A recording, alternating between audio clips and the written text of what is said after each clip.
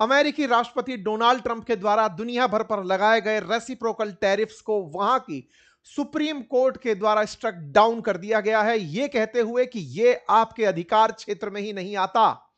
बौखलाए हुए ट्रंप ने तुरंत प्रभाव से मीडिया को संबोधित करते हुए कहा कि मैं चाहूं तो दुनिया को बर्बाद कर सकता हूं।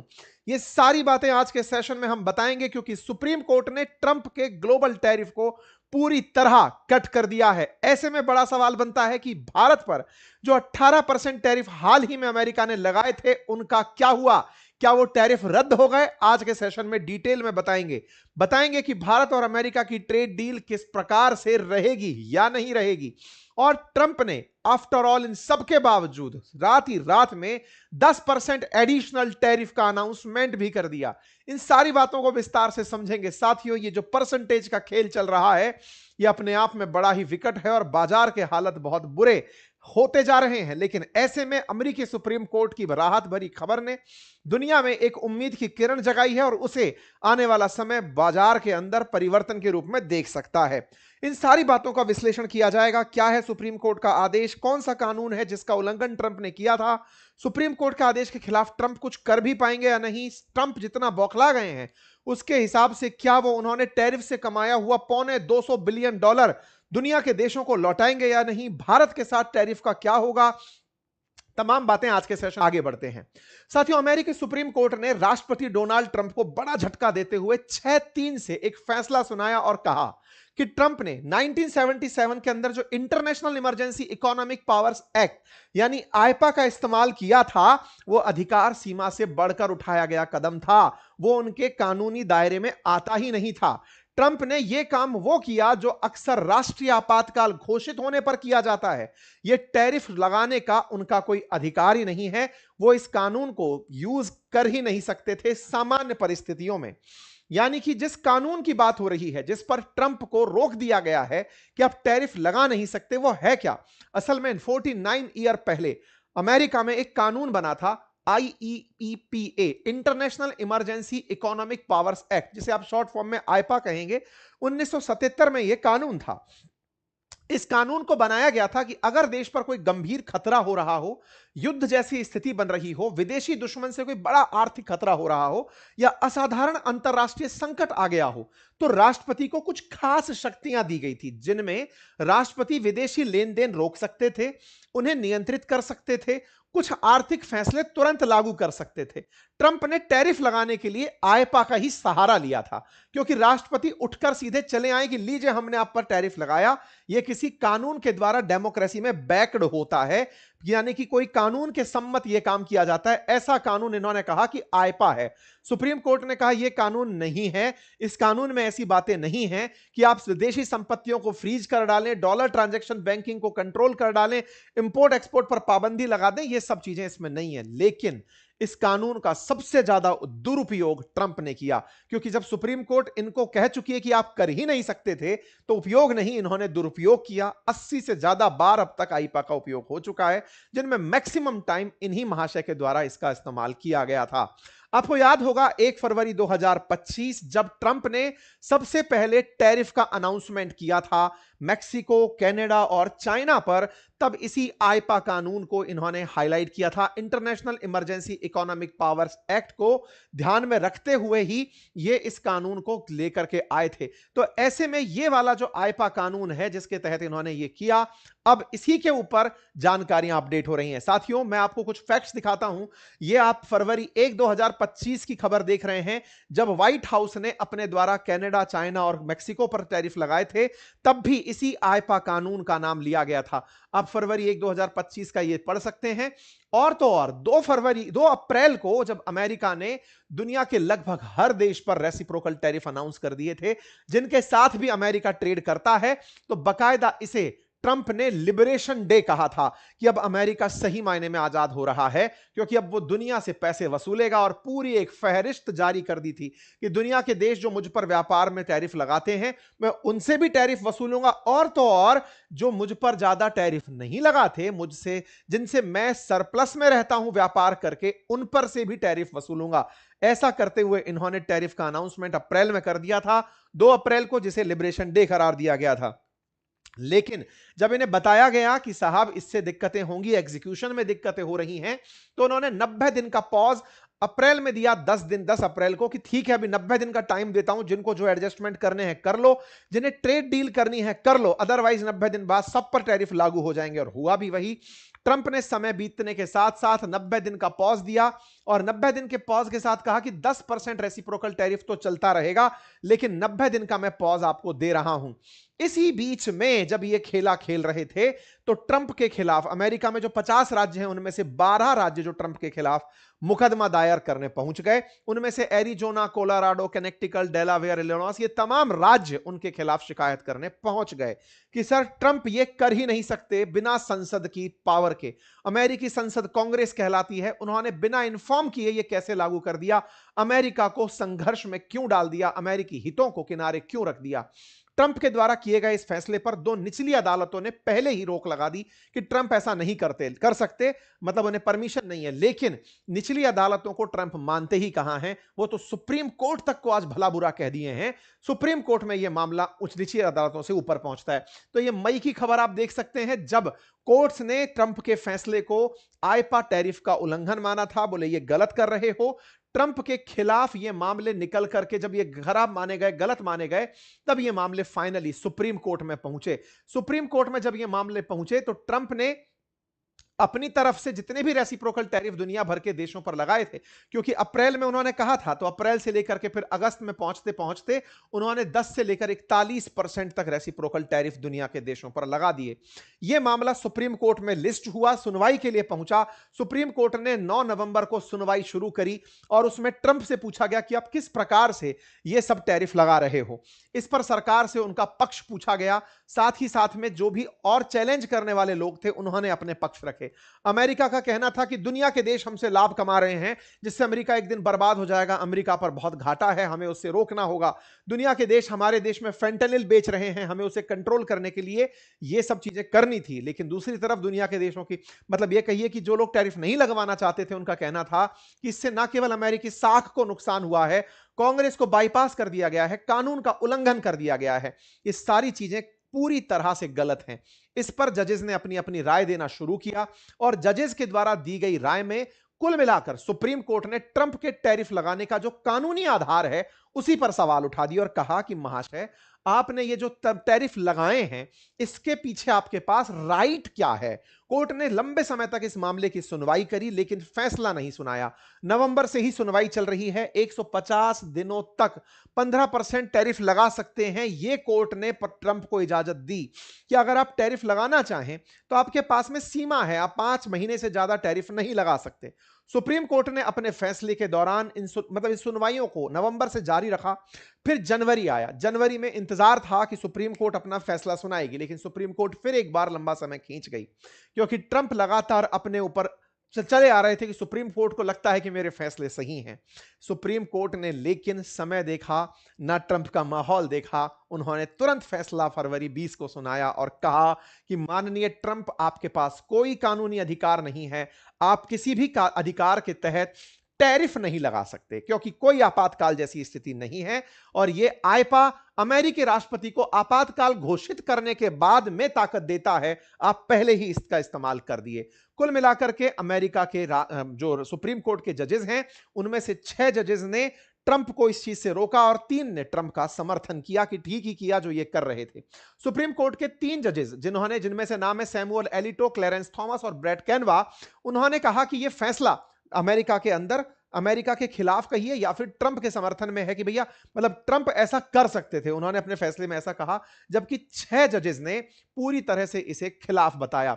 इस पूरे सुनवाई के दौरान भारत पर रूसी तेल खरीदने के कारण लगाए गए टैरिफ की भी जिक्र इस डिस्कशन के दौरान हुई थी। ये बातें यहां पर निकल कर आई। साथियों, कुल 9 जजेस की बेंच ने दिए फैसले में 6 जजेस। इंटरेस्टिंग बात है कि यहां पर पार्टियों द्वारा जजेस नियुक्त किए जाते हैं।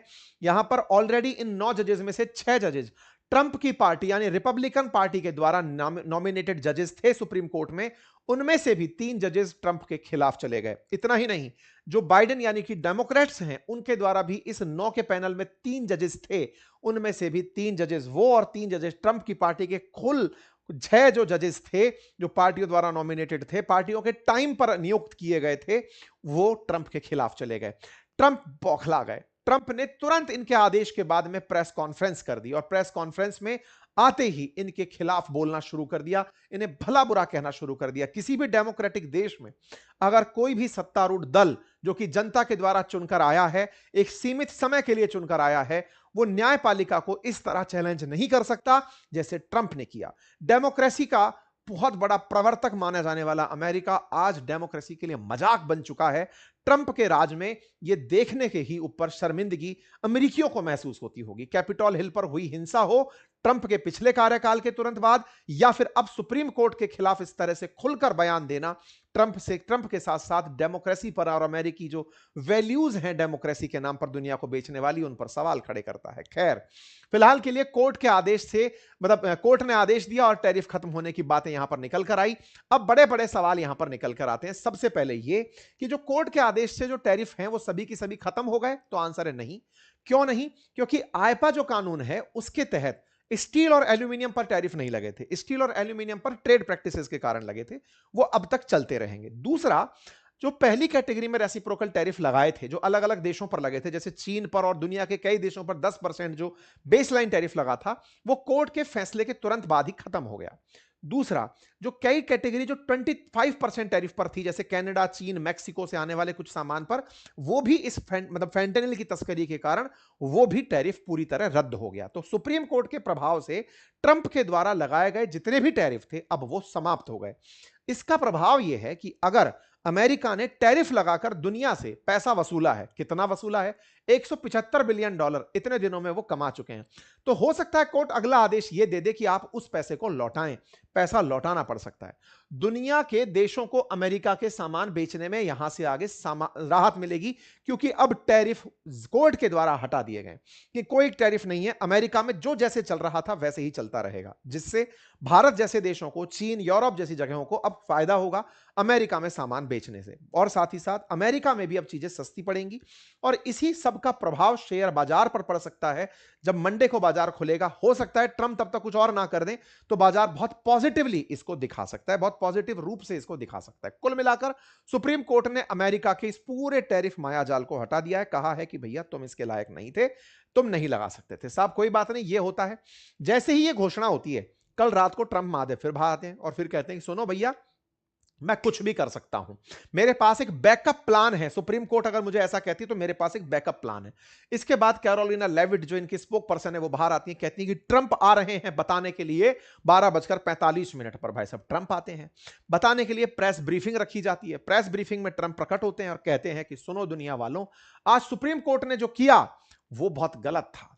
सुप्रीम कोर्ट के अंदर जो जज हैं वो कट्टर वामपंथियों के पालतू हैं, ये देशभक्त नहीं है और ये देश के संविधान के प्रति भी वफादार नहीं है।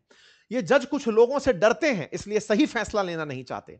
ट्रंप ने कहा कि यह फैसला बहुत निराशाजनक है, मुझे अदालत के कुछ लोगों पर शर्म आती है, बिल्कुल शर्म आती है कि उन्होंने हमारे देश के लिए सही काम करने की हिम्मत नहीं दिखाई। वे हर उस चीज के खिलाफ हैं जो अमेरिका को मजबूत और फिर से महान बनाती हो। वे हमारे देश के लिए शर्म की बात है, वे हर बार ना कहने वाले जज हैं। शायद आप में से बहुत से लोगों ने हिटलर, मुसोलिनी जैसे बहुत से लोगों को ना देखा हो, ना सुना हो, लेकिन हो सकता है अमेरिका के अंदर बैठे ट्रंप को दुनिया एक अलग कैटेगरी में रखेगी, जिसका मतलब अब मुझे कई सम्मानित लोगों ने कहा है कि आप इतना ज्यादा उसकी बेइज्जती मत किया करो क्योंकि वो बहुत किसी सम्मानित देश का राष्ट्रपति है। मैं केवल इतना बोलूंगा कि यह व्यक्ति निश्चित ही किसी बीमारी से पीड़ित चल रहा है, जिसको आत्ममुग्धता, सेल्फ एप्रिशिएशन, सेल्फ प्रेज, अहम ब्रह्मास्मि वैसी फीलिंग में है और ये अपने आप को हर दिन अब देश से ऊपर समझने लगा है। पहले दुनिया में सबसे ऊपर था, अब ये कोर्ट के जजेस से भी ऊपर चला गया, अब ये दुनिया से ऊपर एक अलग मंडल में शिफ्ट हो रहा है। भाई साहब ये बाहर आते हैं और आकर के बोलते हैं कि ये शर्मनाक घटना है, I am very much disappointed. अच्छा, ये बात बहुत ही समझने योग्य है कि कोई भी राष्ट्रपति हो, कोर्ट की हमेशा रेस्पेक्ट करता है। मतलब दुनिया का कोई भी राष्ट्र अध्यक्ष कोर्ट के फैसले को सर्वोपरि मानता है। ये भाई साहब कोर्ट के फैसले को आउटराइटली बढ़िया बोलते हुए निकल जाते हैं और फिर बयान देते हैं कि मैं दुनिया को बर्बाद कर सकता हूं, मैं चाहे जो कर सकता हूं।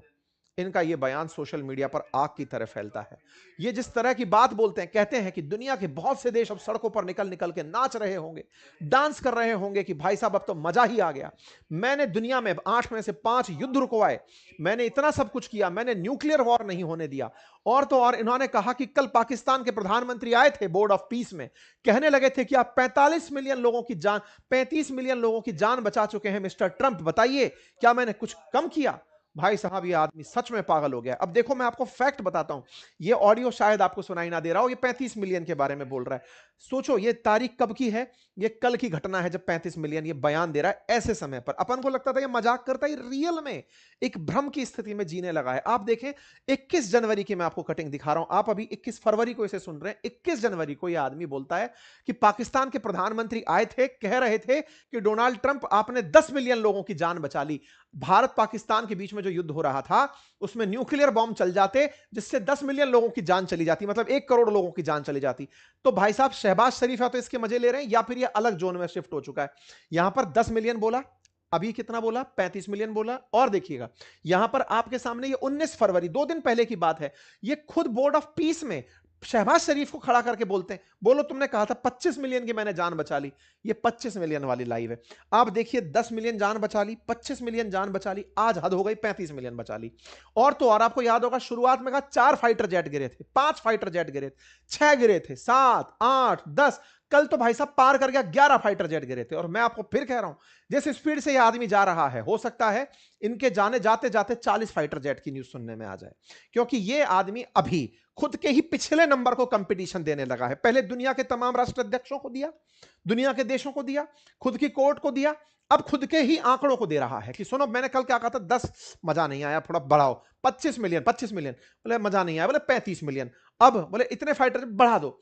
ये वो व्यक्ति है जिसके खिलाफ अब बोलना भी लोगों को डर लगाता है कि ये पकड़ के शब्द उसको फिर से और एक्सजरेट करेगा। अलग लेवल पर ये आदमी चला गया। भाई साहब ये बोलते हैं I can embargo, I can do anything I want but I can't charge $1।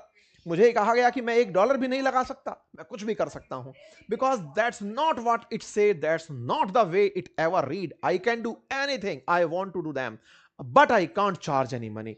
भाई साहब बौखला जाते हैं भाई साहब, और अपनी नाराजगी में बहुत आगे निकल जाते हैं। लोग कहते हैं कि भाई ये आदमी पगला गया है। लोगों ने इसी लाइन को कट कट करके डाला, तो ये बोलते चले जा रहे थे कंप्लीटली इनसेन, पागल तक करार दे दिया गया कि ये पगला गए हैं आदमी। लगता है कि कोर्ट को रोकना पड़ेगा इसे कि भैया तुम पद से हटो, कारण यह है कि तुम दुनिया के लिए संकट हो सकते हो। ऐसे में एक पत्रकार CNN न्यूज की तरफ से पूछने लगते हैं, CNN दुनिया में प्रतिष्ठित न्यूज चैनल्स में काउंट होता है, उसके पत्रकार को सवाल पूछने पर रोक देते हैं कि रुको रुको तुम फेक न्यूज हो। और ऐसे मुंह पर ही मतलब डेमोक्रेसी के कई स्तंभ जिनमें से काउंट किया गया, कार्यपालिका, विधायिका, न्यायपालिका और पत्रकारिता को एक 4th स्तंभ माना गया। पत्रकारिता तुम फेक न्यूज हो, कोर्ट तुम्हारा कोई मतलब नहीं है, संसद को मैं मानता नहीं हूं तो भाई साहब राष्ट्रपति ही हूं।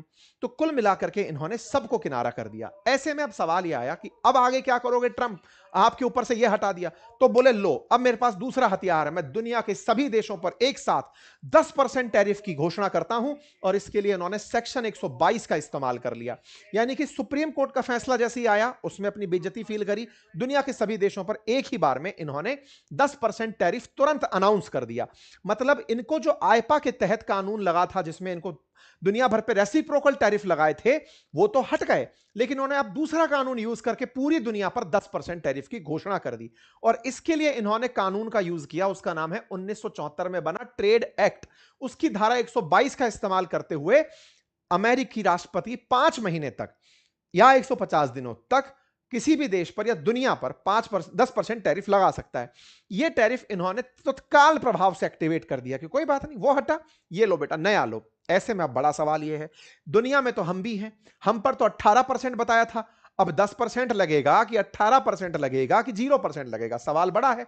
भाई साहब ने तत्काल प्रभाव से आदेश दे दिया, सेक्शन 122 के तहत भारत समेत दुनिया के सभी देशों पर 10% टैरिफ लगाने की घोषणा हो जाती है। ये लीजिए साहब 20 फरवरी का ये मैसेज आता है, ये तमाम एक्ट्स बताए जाते हैं और उन एक्ट्स के अंदर सीधा आईपा का नाम, और आईपा के नाम पर कहा जाता है वो तो हट गया, लेकिन अब हम आपके ऊपर दूसरा कानून लगा रहे हैं। दुनिया वाले देश के लोगों, आपको नेशनल सिक्योरिटी टैरिफ में दिक्कत है, लीजिए मैं आपको सेक्शन 122 के तहत कानून लेकर आ रहा हूं जिसमें 10% टैरिफ लगेगा, दैट इज ट्रेड एक्ट 1974।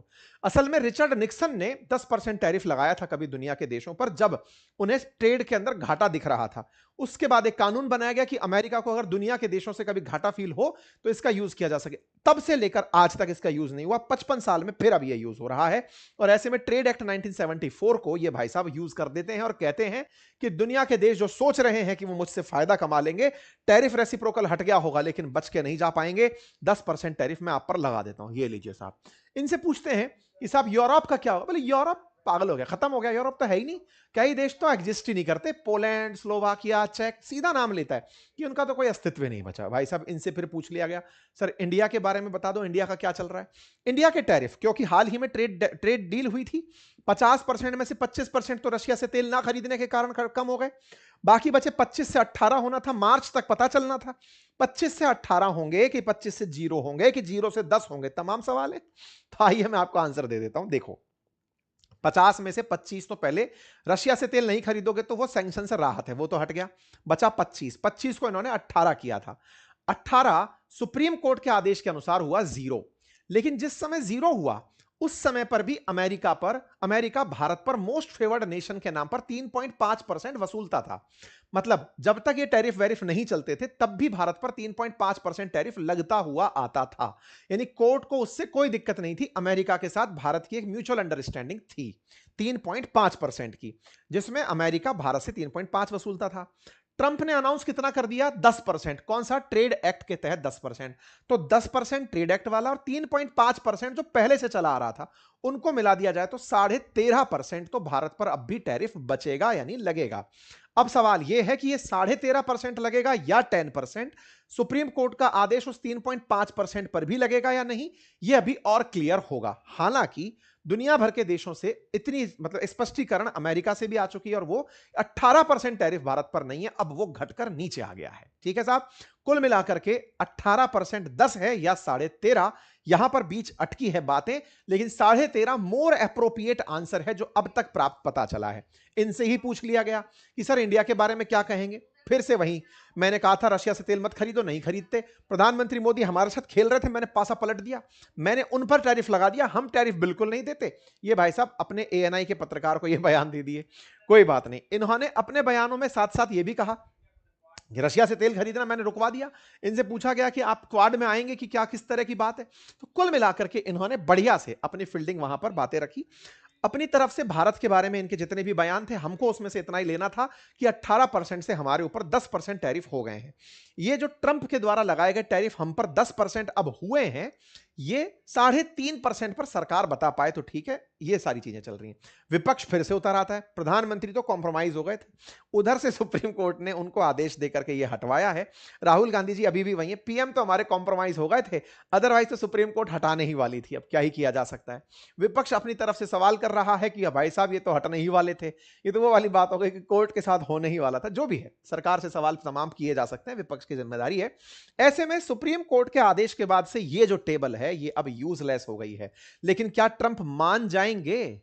क्या ट्रंप अब तक जो वसूले इन्होंने $175 बिलियन हैं इन्हें लौटाएंगे? इस पर भी पत्रकारों ने सवाल पूछ लिया कि सर वो जो 175 बिलियन आपने कमा लिए उसका क्या होगा? तो सुप्रीम कोर्ट कहते हैं देखो, तुमने कोर्ट के आदेश पढ़े हो तो तुम्हें यह तो समझ में आया होगा कि कोर्ट 3 महीने से सुनवाई कर रही है।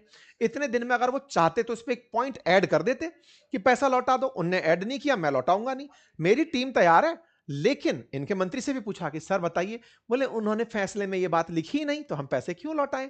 तो ये दोनों पैसे के आदेश नहीं मिले तो पैसे नहीं लौटाएंगे, यहां पर ये टिके हुए हैं। कुल मिलाकर दुनिया पर 10% टैरिफ मुबारक हो, मुबारक दुनिया आने वाले समय में ट्रंप के अब अलग हथकंडों को देखेगी, ये कुछ और कानून अपनाएंगे और तो और जो इनके साथ ईगो फाइट दुनिया के देश करेंगे उन पे कोई ना कोई ट्रेड मेजर्स लगाते रहेंगे। फिलहाल के लिए राहत यह है कि अमेरिका में न्यायालय ने अपना काम किया है। आप लोग इसे कैसे देखते हैं जरूर बताइएगा, क्योंकि व्हाइट हाउस का तो मानना है कि ट्रंप की वजह से अमेरिका को बड़ा फायदा हुआ है। आप इस फैसले को कैसे देखते हैं जरूर बताइएगा। फिलहाल के लिए इतना ही कि